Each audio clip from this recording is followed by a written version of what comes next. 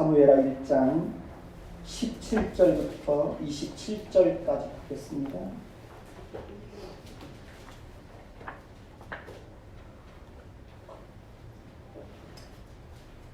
제가 먼저 읽겠습니다. 다윗이 이 슬픈 노래로 사울과 그의 아들 요나단을 조상하고 명령하여 그것을 유다 족속에게 가르치라하였으니 곧 할 노래라. 야살의 책에 기록되었으되 이스라엘아 내 영광이 산 위에서 죽임을 당하였도다. 오호라 두 용사가 엎드려졌도다. 이 일을 가까이에도 알리지 말며 아스글론 거리에도 전파하지 말지어다. 블레셋 사람들의 딸들이 즐거워할까? 할례받지 못한 자의 딸들이 대가를 부를까 염려로다. 길보아 산들아 너희 이에 이슬과 비가 내리지 아니하며 재물을 낼 밭도 없을지어다. 거기서 두 용사의 방패가 버림받음이니라. 고 사울의 방패가 기름 부음을 받지 아니함 같이 되미로다.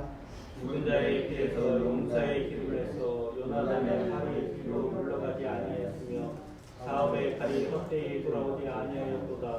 사울과 요나단이 생전에 사랑스럽고 아름다운 자유러니 죽을 때에도 서로 떠나지 아니하였도다. 그들은 독수리보다 빠르고 사자보다 강하였도다. 이스라엘의 딸들아 사울을 슬퍼하여 울지어다. 그가 붉은 옷으로 너희에게 화려하게 입혔고 그 물리를 너희 옷에 채웠도다. 오라 두 용사가 전쟁 중에 엎드려졌도다. 요나단이 내 산 위에서 죽임을 당하였도다. 내 형 요나단이여 내가 그들을 애통함. 그대는 내게 심히 아름다움이라. 그대가 나를 사랑함이 기이하여 여인의 사랑보다 더하였도다. 오호라 두 용사가 엎드려졌으며 싸우는 무기가 망하였도다 하였더라. 아멘. 우리 서로 한번 인사 한번 해보십시다. 참 잘 오셨습니다. 주의 이름으로 사랑하고 축복합니다.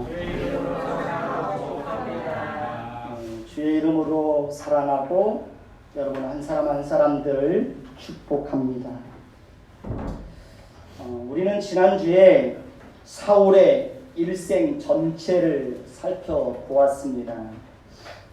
사울은 이스라엘의 왕으로 세움을 입었지만 하나님에 대한 지식과 하나님 나라의 통치 원리와 하나님 나라의 성격과 하나님의 성품에 대한 지식이 없음으로 인하여 왕의 직무를 망각하고 백성을 혹사시키고 오직 군사들을 동원해서 다윗을 죽이는 일에만 집착하여 그의 모든 생애를 다 허비하는 것을 볼 수 있었습니다. 그런 사울이 이제 블레셋과의 전쟁에서 패하고 중상을 입고 도망하다가 스스로 자결을 하여 그의 일생을 마감하게 되는 것을 보았습니다. 나라는 망하고 사울의 세 아들도 함께 전쟁에서 죽고 블레셋 사람들은 사울의 시신을 훼손하여 사울의 머리를 베고 그의 갑옷을 벗기고 자기들의 신상과 백성들에게 알리기 위해서 사울의 머리를 블레셋 사람들의 땅 사방에 보내고 사울이 입었던 갑옷은 자신들이 신으로 섬기는 아스다롯 집에 두고 사울과 그의 아들들의 시체는 벳산 성벽에 못 박았습니다. 블레셋 사람들이 사울의 갑옷을 자신들이 섬기는 신전에 두었다고 하는 것은 자기들이 섬기는 신이 이스라엘이 섬기는 신을 이기고 자신들에게 승리를 가져다 주었다는 인식에서 그렇게 했던 것입니다. 사울은 죽어서도 그의 명예가 철저하게 짓밟히고 모욕을 당하고 그로 인하여 그를 이스라엘의 지도자로 세워 기름 부어 세운 하나님의 영광과 하나님의 명예도 땅에 떨어지게 되었습니다. 이스라엘 백성들도 전쟁에서 패함으로 인하여 큰 부끄러움과 수치를 당하게 되었습니다. 이스라엘 백성들은 하나님과 왕과 백성이 하나의 운명 공동체였습니다. 그렇기 때문에 왕이나 백성이 잘못하면 하나님의 영광이 가려지고 왕과 백성은 함께 고통을 당하게 됩니다. 왕과 백성이 자라면 그것이 하나님께 영광이 되고 기쁨이 되고, 또 하나님은 그들에게 그 영광과 기쁨을 다시 돌려주었습니다. 가정도 국가도 다 마찬가지입니다. 가정도 어느 한 사람이 잘못하면 가족들 모두가 고통을 당합니다. 가족 중에 어느 한 사람이 아프면 가족들 모두가 함께 아파합니다. 어느 한 사람이 잘못하면 그 영광이 가족들 모두에게 돌아갑니다. 부모가 잘못하면 자식들이 고생합니다. 자식이 잘못해도 부모가 고통을 당합니다. 그런 의미에서 가족 구성원들에게는 모두에게 책임이 주어지는 것입니다. 부모는 부모대로, 자녀는 자녀대로 모두가 자신의 자리에서 최선을 다하고 책임을 다할 때 가족 공동체는 건강하고 화목하고 행복한 가정으로 그렇게 가정이 잘 세워져 갈 수 있습니다. 한 나라도 모두가 각자의 자리에서 자신의 책임과 역할을 다할 때 나라와 백성 모두가 평안할 수 있습니다. 사무엘상 31장을 한번 보십시다. 사무엘상 31장 11절부터 13절까지 보겠습니다. 사무엘상 31장 11절부터 13절까지 보겠습니다. 제가 먼저 읽습니다. 길르앗 야베스 주민들이 블레셋 사람들이 사울에게 행한 일을 듣고 모든 사람들이 일어나 밤새도록 달려가서 사울의 시체와 그의 아들의 시체를 백산성에서 내려주고 야베스로 돌아가서 거기서 불사르고 그의 뼈를 가져다가 야베스 에셀나무 아래에 장사하고 7일 동안 금식하였더라. 길르앗 야베스 사람들은 사울로부터 큰 은혜를 입은 사람들입니다. 그러니까 암몬 사람 나하스가 길르앗 야베스 사람들을 모욕하고 조롱하고 그들을 짓밟으려고 할 때 하나님께서 사울 왕의 마음을 크게 감동하여 군사 30몇 명과 함께 길르앗 야베스로 내려가서 암몬 사람 나하스와 그의 군대를 물리치고 길르앗 야베스 사람들을 구원하게 하였습니다. 길르앗 야베스에서 벳산 성벽까지는 약 60km 정도 된다고 합니다. 그 거리를 야베스의 모든 장수들이 일어나 밤새도록 달려가서 사울의 시신을 수습해 온 것입니다. 길르앗 야베스 장수들은 사울의 시신을 수습하기 위해서 목숨을 걸고 용감하게 적진에 뛰어들었습니다. 그들이 그렇게 한 것은 단순히 사울 왕이 자신들을 암몬 사람 나하손의 손에서 건져 주었기 때문에 그 은혜에 보답하기 위한 차원에서만 그렇게 행한 것이 아닙니다. 길르앗 야베스의 모든 장수들이 목숨을 걸고 달려가서 벳산 성벽에 걸려있는 사울의 시신을 수습해 온 것은 사울의 왕권에 대한 이해에서 비롯된 것이었습니다. 사울을 이스라엘의 왕으로 세우신 분은 하나님입니다. 그렇기 때문에 사울의 죽음은 단순히 사울 한 사람의 개인의 죽음으로만 볼 수 없습니다. 사울의 죽음은 하나님의 영광과 하나님의 명예가 걸려있는 것입니다. 사울의 시신이 훼손된 모습으로 성벽에 못 박힌 채로 걸려있는 것은 사울을 기름 부어 세우신 하나님의 명예가 땅에 떨어지고 하나님의 이름이 모욕을 당하고 있는 것과 동일한 것입니다.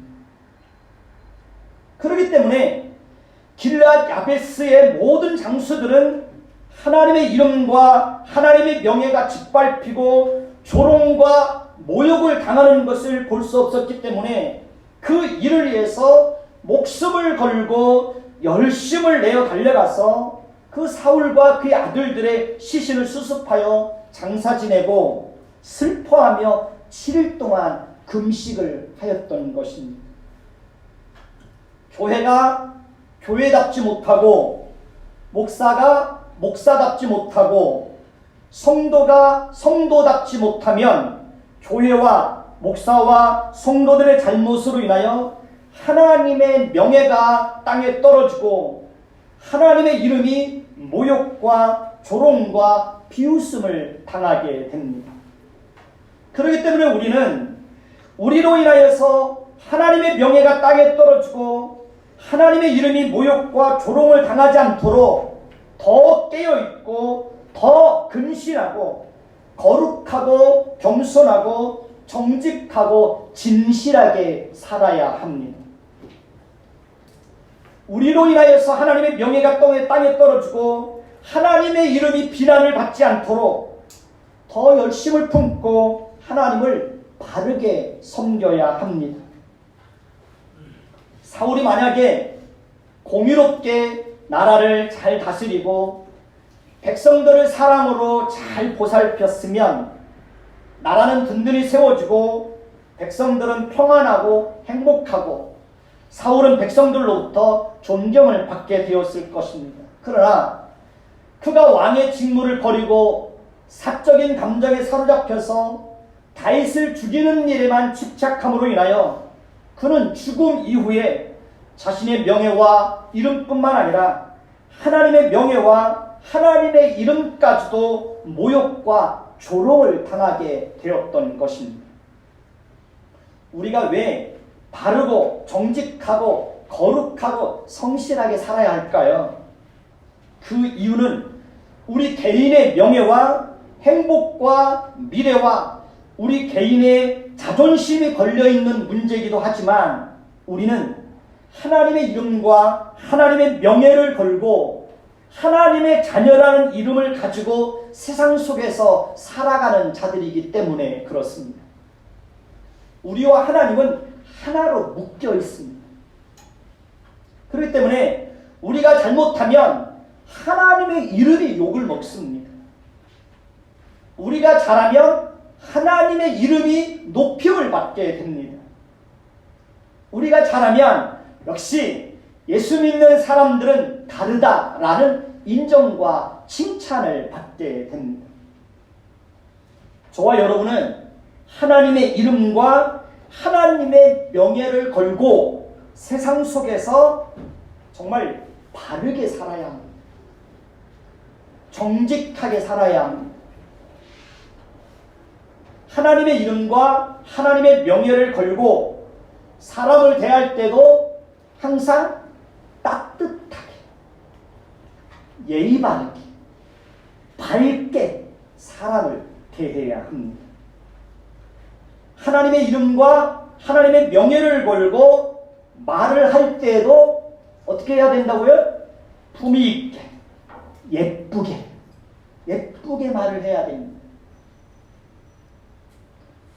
예수를 믿어도 언어 습관이 변하지 않는 사람들이 있습니다. 예수를 믿어도 언제나 부정적이고 공격적이고 비판적이고 거칠고 사납게 말하는 사람들이 있습니다. 예수를 믿어도 원망과 불평을 입에 달고 사는 사람들이 있습니다.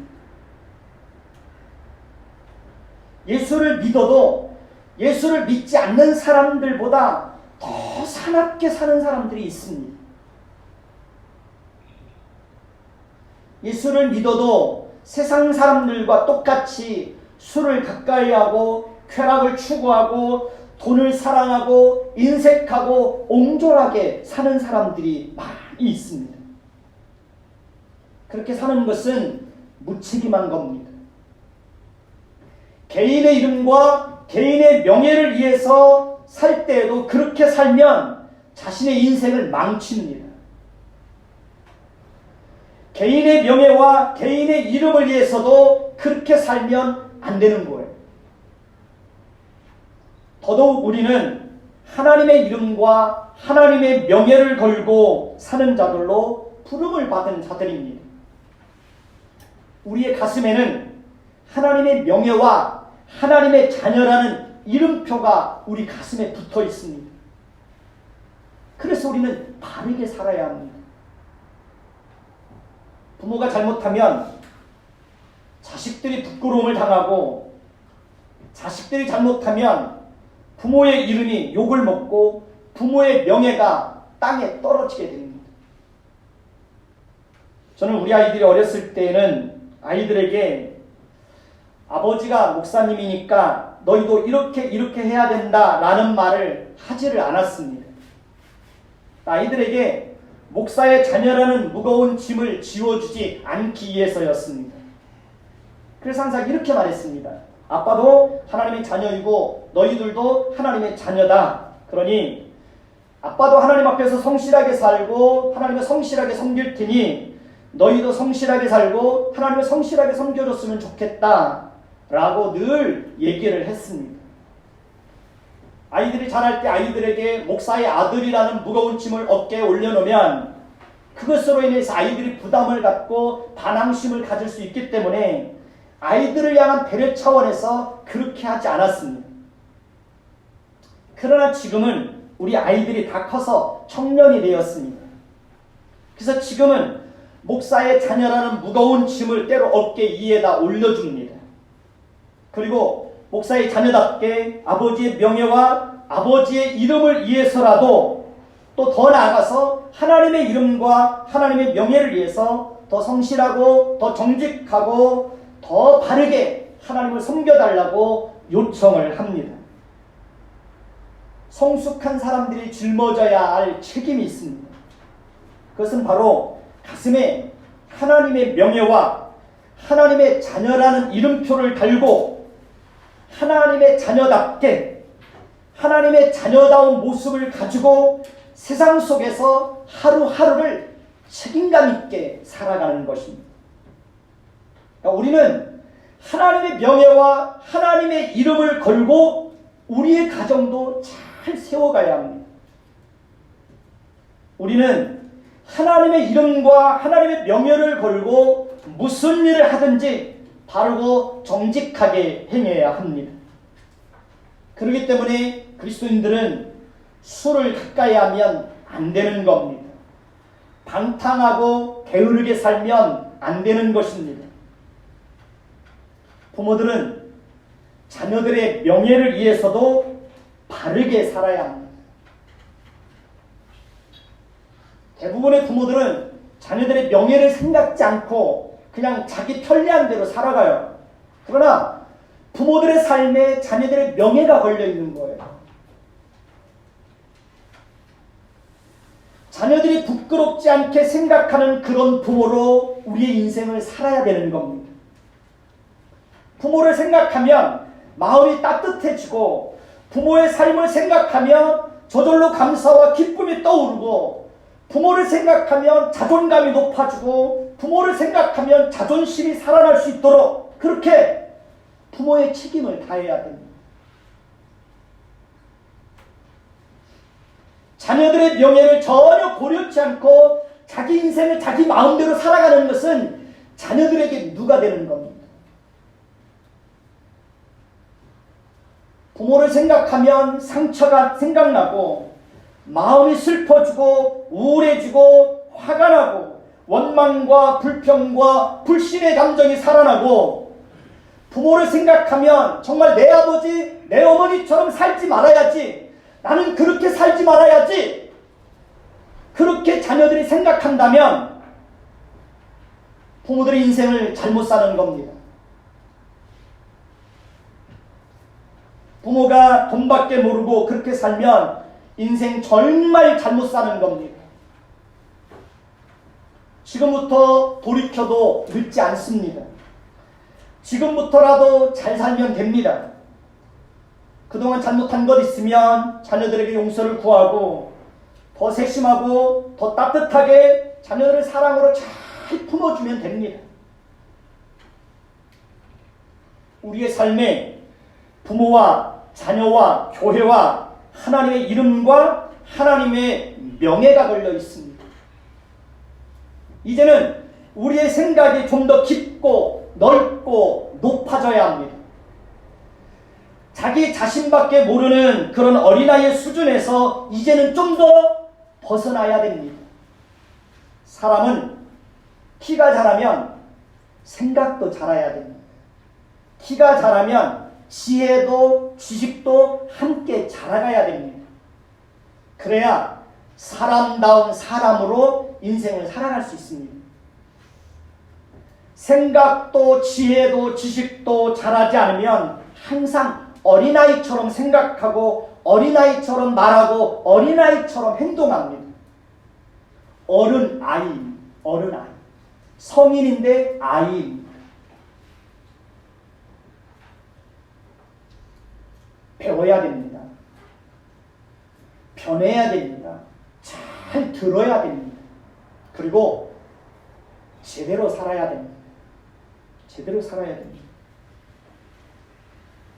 길앗 야베스 사람들은 사울의 죽음으로 인하여 하나님의 이름과 하나님의 명예가 땅에 떨어지고 모욕을 당하는 것을 더 이상 볼 수 없었기 때문에 목숨을 걸고 밤새도록 달려가서 사울의 시신을 수습하여 처리하고 일주일 동안 금식하며 슬퍼했던 겁니다. 우리에게도 이런 열정이 있어야 됩니다. 하나님의 이름과 하나님의 명예를 지키기 위한 열정이 우리 안에서 불같이 일어나야 됩니다. 내 인생, 내 삶, 내가 하나님의 이름과 하나님의 명예를 걸고 살겠다는 그런 책임감을 가지고 우리의 남은 인생을 살아갈 수 있어야 됩니다. 내 생애에 하나님의 명예가 걸려있다. 내 생애에 하나님의 이름이 걸려있다.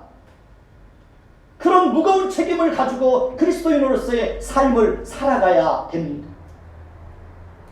하나님은 여러분들의 인생에 하나님의 명예를 걸고 있습니다. 여러분들의 삶에 하나님의 자존심을 걸고 있습니다. 여러분들의 삶에 하나님의 이름을 걸어놓고 있는 겁니다. 그러니 우리가 어떻게 살아야 되겠습니까? 인생의 제일 되는 목적은 하나님을 영화롭게 하는 것과 영원토록 그를 즐거워하는 것이라고 말씀하고 있습니다. 하나님을 영화롭게 한다는 것은 모든 영광을 오직 하나님께만 돌려드리는 겁니다. 그렇습니다. 우리는 오직 모든 영광을 하나님께만 돌려드리는 겁니다. 내가 잘나고 내가 똑똑하고 내가 열심을 내었기 때문에 나에게 어떤 결과가 주어지는 것이 아니라 모든 것이 하나님의 은혜요 하나님의 선물이라는 사실을 알아서 하나님께만 감사와 찬송과 영광을 돌려드리는 겁니다. 그리고 우리는 그 하나님을 즐거워하며 살아야 됩니다. 하나님이 나의 구원의 하나님이고 하나님이 나의 아버지고 하나님이 나의 왕이고 하나님이 내 인생의 주인이고 나는 그 하나님의 구원받은 백성이고 나는 하나님의 자녀고 나는 하나님의 종이라는 그 사실 자체를 즐거워하고 기뻐하는 겁니다. 하나님을 알고 하나님을 섬기는 것은 아무에게나 주어지는 은혜가 아닙니다. 오직 하나님께서 택한 자들에게만 주어지는 특별한 은혜요, 영광이요, 선물입니다. 하나님을 알고 하나님을 섬긴다는 것은 세상의 그 무엇과도 비교하고 바꿀 수 없을 만큼 정말이지 놀라운 은혜입니다. 지금은 잘 몰라도 지금은 그것이 우리 눈에 보이지 않아도 이 다음에 천국에서 하나님과 함께 살 때 우리는 하나님을 예배하고 하나님을 섬기는 자로 산다는 것이 얼마나 크고 놀랍고 영광스러운 것인지를 천국에서 그 모든 것들을 마음껏 경험하게 될 겁니다. 하나님의 이름과 하나님의 명예를 걸고 인생을 사는 자들에게는 하나님의 이름과 하나님의 명예와 하나님의 영광과 존귀가 그 인생 앞에 주어지게 될 것입니다. 하나님의 이름과 하나님의 명예를 걸고 인생을 사는 자들은 하나님으로부터 존귀의 여김을 받게 될 것입니다. 하나님의 이름과 하나님의 명예를 걸고 인생을 사는 자들은 하나님이 그를 어떻게 사랑하시고 그를 통해서 어떻게 일하시고 하나님이 그를 어떻게 그의 인생을 세밀하게 이끄시고 보호하시고 지키시고 함께 하시는 것인지를 하나님이 그의 생애 속에 분명히 보여주실 것입니다. 하나님의 이름과 하나님의 명예를 걸고 인생을 사는 자들은 하나님의 이름과 하나님의 명예를 위해서라도 하나님께서 그들의 인생을 분명히 책임질 겁니다. 하나님의 이름과 하나님의 명예를 위해서 때로 기꺼이 손해를 보고 포기하고 희생과 고통을 감수하고 살면 하나님은 놀라운 방식으로 채워주시고 위로해 주실 것입니다. 그러나 자신의 이름과 자신의 욕심과 자신의 행복과 자신의 성공과 자신의 명예만을 위해서 사는 자들은 어느 순간에 모든 것이 다 무너지는 것을 경험하게 될 것입니다. 사울처럼 오직 자신의 이름과 자신의 명예만을 위해서 사는 자들은 나중에는 그 이름과 그 명예가 땅에 떨어지고 모욕과 조롱을 당하게 될 것입니다. 오늘 우리가 읽은 본문은 다윗이 사울과 요나단의 죽음을 슬퍼하며 지은 노래입니다. 다윗은 이 슬픈 노래를 지어 그것을 유다 족속에게 가르치고 야살의 책에 기록하여 후손들로 하여금 그 일을 계속해서 기억하도록 하였습니다. 사울은 평생 다윗을 대적으로 여기고 그를 죽이려고 하였습니다. 그러나 다윗은 사울을 대적으로 여기지 않았습니다. 만약에 다윗이 사울을 자신을 죽이려고 하는 원수요 대적으로만 생각했다면 그의 비참한 죽음의 소식을 듣고 기뻐하고 환호했을 것입니다. 그러나 다윗은 사울의 죽음의 소식을 듣고 기뻐하지도 환호하지도 않고 오히려 저녁 때까지 슬퍼하며 울며 금식하는 것을 볼 수 있습니다. 다윗은 사울 왕을 대할 때 단순히 이스라엘의 왕으로만 바라보는 것이 아닙니다. 그를 기름 부어 이스라엘의 왕으로 세우신 분이 하나님이라는 사실을 한순간도 잊은 적이 없습니다. 따라서 사울 왕에게는 하나님의 이름과 하나님의 권위와 하나님의 명예가 걸려있는 겁니다. 그렇기 때문에 다윗은 사울을 죽일 수 있는 절호의 기회가 2번씩이나 주어졌지만 하나님의 이름과 하나님의 명예와 하나님의 자존심과 하나님의 권위를 생각해서 사울을 죽이지 않았던 겁니다. 다윗은 모든 주권을 하나님께 맡겼습니다. 사울의 왕위를 폐위시키고 사울의 목숨을 빼앗는 것도 다 하나님의 손에 맡겼습니다. 다윗은 하나님이 세우신 질서와 하나님이 세우신 권위에 도전하거나 거스리지 않았습니다. 다윗은 사울 왕의 폭정과 악행과 자신에게 행한 모든 불의한 일들은 단 한마디도 거론하지 않습니다. 오히려 다윗은 사울왕을 칭송하고 사울왕을 높이고 사울왕을 아름답게 포장하고 그를 노래하고 있습니다. 오늘 말씀 23절에서 26절을 보십시다. 오늘 말씀 23절에서 26절을 보십시다.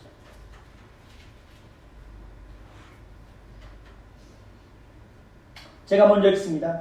사울과 요나단이 생전에 사랑스럽고 아름다운 자이러니 죽을 때에도 서로 떠나지 아니하였도다. 그들은 독수리보다 빠르고 사자보다 강하였도다. 그날따라 사울을 슬퍼하여 울지어다. 그가 붉은 옷으로 너희 입에 화려하게 입혔고 금누리개를 너희 옷에 채우도다. 오호라, 두 용사가 전쟁 중에 엎드려졌다. 요나단이 내 산 위에서 죽임을 당하였도다. 내 형 요나단이여, 내가 그들을 애통하고 그들은 내게 심히 아름다움이라. 그대가 나를 사랑함이 있지하여 여인의 사랑보다 더하였도다. 27절. 오호라, 두 용사가 엎드러졌으며 싸우는 무기가 망하였도다 하였더라. 아멘. 다윗은 사울과 요나단의 죽음을 보면서 오호라, 두 용사가 전쟁에서 엎드러졌도다. 오호라, 두 용사가 전쟁에서 엎드러졌도다 라고 반복해서 애통하고 탄식하는 것을 봅니다.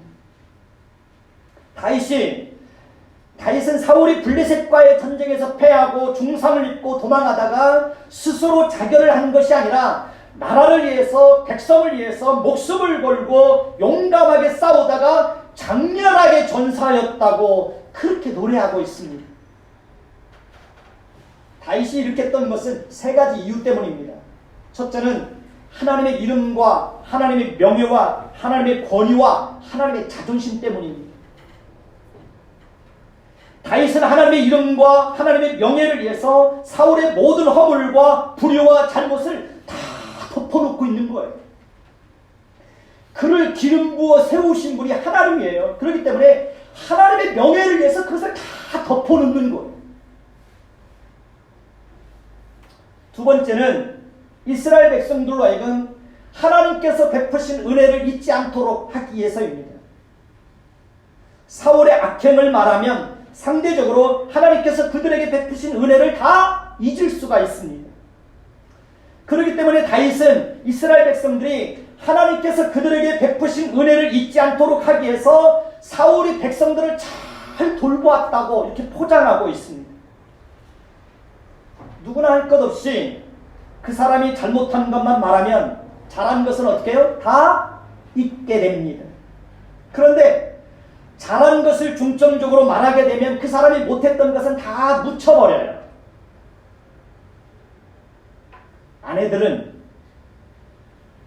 가정 안에서 아내들은 자녀들에게 남편에 대해서 말할 때에도 자녀들이 아버지에 대해서 좋은 기억을 가질 수 있도록 잘못된 것은 다 감추고 아버지가 잘한 면들만을 자녀들 앞에서 이렇게 부각시켜 놓으면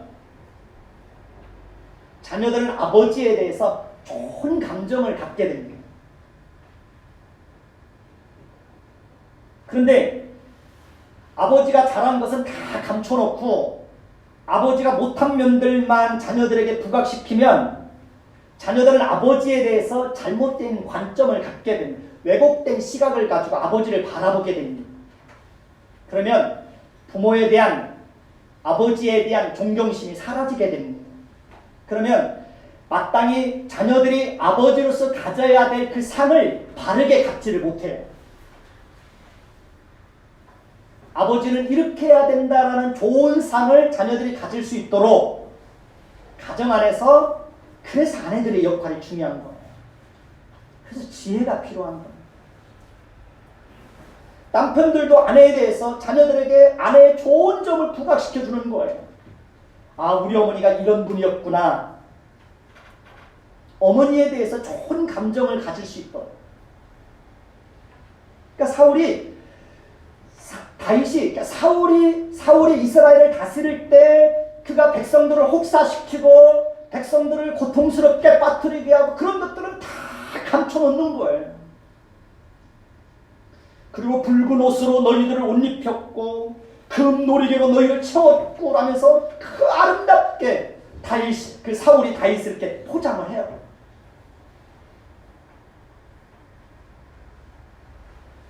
하나님께서 베푸신 은혜를 잊지 않도록 하기 위해서 그러는 거예요. 세 번째는 원수 사랑의 본을 보이기 위해서입니다. 원수가 죽었을 때 기뻐하고 환호하는 것이 아니라 원수가 죽는 것을 보면서 애통해하고 슬퍼하는 것을 보면서 원수에 대해서 어떤 태도를 취해야 될 것인지 다윗이 본을 보여주고 있는 거예요. 그렇습니다. 우리는 원수를 위해서 기도해야 됩니다. 원수가 잘못되기를 바라거나 원수가 넘어졌을 때 기뻐하고 환호하고 박수치고 춤추면 돼요? 안 돼요? 그러면 안 되는 겁니다. 우리는 항상 모든 사람을 긍휼히 여기는 마음을 가지고 늘 대해야 됩니다. 특별히 우리는 지도자들을 비판하는 것을 항상 조심해야 됩니다. 정당한 비판을 할 수 있지만 그래도 항상 품위와 예의를 지켜야 됩니다. 지도자들에게 권위를 주신 분은 하나님입니다. 이 사람에게 권위를 주신 분은 하나님입니다. 그렇기 때문에 나보다 이 사람에 대해서 말할 때는 항상 품위와 예의가 있어야 돼요.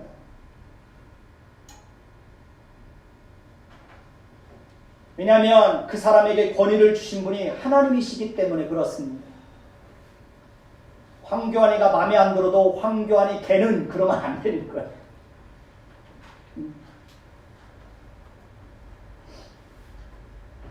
문재인 대통령이 마음에 안 들어도 문재인 대통령 걔는 그러면 안 되는 거예요.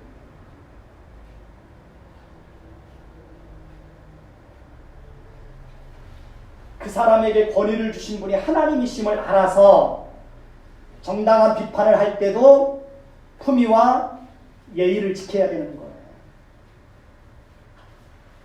목사를 구별하여 세우신 분도 하나님입니다. 그래서 지도자에 대해서 무분별하게 비판하고 판대하고 판단하고 정죄하는 것은 그에게 권위를 주시는 하나님의 명예와 권위를 땅에 떨어뜨리는 겁니다.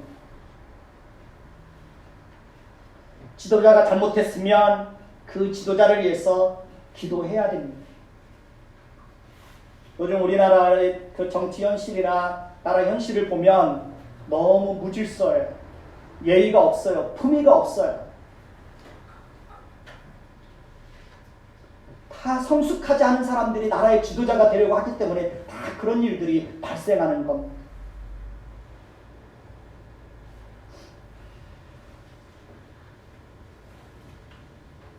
지난주에도 말씀을 드렸지만 작은 것부터 한번 실천해 봅시다.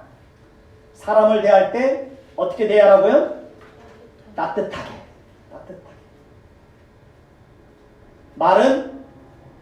말은 예쁘게. 서로를 대할 때는 예의를 가지고, 남편과 아내 사이에도 서로를 대할 때는 늘 예의를 지키는 거예요. 그리고 품위를 지키는 겁니다. 말을 함부로 하고 예의가 없으면 그 사람의 명예도 인격도 다 땅에 떨어지는 거예요. 노력해야 됩니다. 저도 매일 노력합니다. 저도 매일 노력해요. 항상 노력해야 됩니다. 오늘보다는 내일, 내일보다는 모레, 올해보다는 내년에 더 나은 사람으로 변하고 발전할 수 있도록 끊임없이 노력해야 돼요. 노력해야 돼요. 이 세상에 완전한 사람은 단 한 사람도 있어요, 없어요? 이 세상에 완전한 사람은 없어요. 저도 늘 불완전한 사람이에요. 그러나 불완전하지만 완전하지 않지만 더 나은 사람, 더 나은 삶의 모습을 가지기 위해서 끊임없이 오늘도 내일도 끊임없이 노력하는 거예요. 완전한 사람은 없어도 노력하는 사람은 있어야 되는 거예요. 노력하면 오늘보다는 내일, 내일보다는 모레 점점 더 성숙해져 가는 거예요. 성숙한 사람이 나라를 다스려야 되고, 성숙한 사람들이 지도자가 되어야 되고, 그래야 되는데 우리나라는 영 그러지 못하니까 나라가 혼란스러운 거예요. 옆 사람에게 말해보십시다. 노력합시다. 네. 한 번 더 따라서 해봅시다. 당신의 인생에 하나님의 이름과 하나님의 명예가 달려 있습니다. 네. 여러분의 인생에 뭐가 달려 있다고요? 하나님의 이름과 하나님의 명예가 달려 있습니다. 여러분들의 인생에 자녀들의 명예와 자녀들의 이름이 달려 있습니다. 자녀들의 인생에 하나님의 이름과 부모의 이름과 부모의 뭐가 달려 있어요? 명예가 달려 있어요. 그래서 부모들도 자녀들의 이름과 명예에 누가 되지 않도록 부모들도 책임감 있게 인생을 살아야 되는 것입니다. 여러분들의 인생에 하나님의 이름과 하나님의 명예가 달려있다는 사실을 알아서 더 노력하고 더 변하고 더 성숙해지는 그런 삶을 살 수 있기를 예수님의 이름으로 축원해 드리겠습니다. 기도하겠습니다. 하나님, 우리의 인생에 하나님의 이름과 하나님의 명예가 걸려 있습니다. 하나님의 이름과 하나님의 명예를 걸고 우리의 인생을 살아갈 수 있게 하옵소서. 우리의 인생에 자녀들의 미래와 자녀들의 명예와 자녀들의 이름이 걸려 있습니다. 자녀들의 인생에 부모의 명예가 걸려 있습니다. 그 책임감을 가지고 우리가 성실하게 우리에게 주어진 삶을 살아가게 하옵소서. 오늘보다는 내일, 내일보다는 모레 더 나은 사람으로 살아갈 수 있도록 끊임없이 오늘도 노력하고 내일도 노력하고 변함없이 노력하는 하나님의 사람들 되게 하여 주옵소서. 예수 그리스도의 이름으로 감사하며 기도드립니다. 아멘. 311장 찬송하시겠습니다.